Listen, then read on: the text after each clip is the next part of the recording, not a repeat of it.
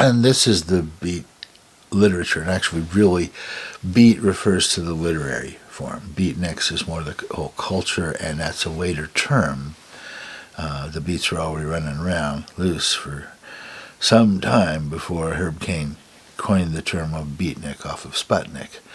But anyway, it's this is what the harvest, literary harvest, was of having people who write being steeped in jazz.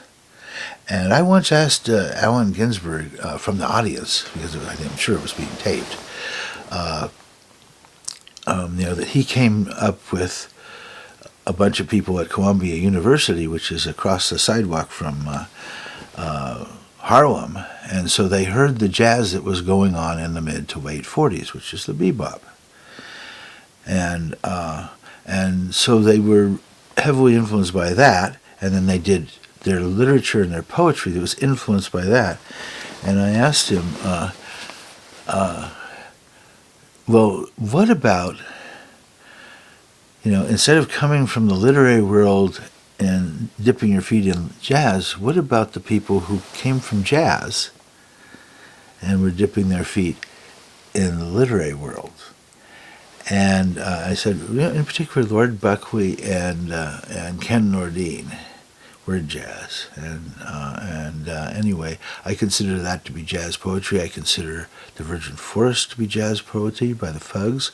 There's a Mother's cut or two, and there's Lenny Bruce. It becomes less important about how seriously this is taken at Harvard and Oxford and all those places. Is this really poetry?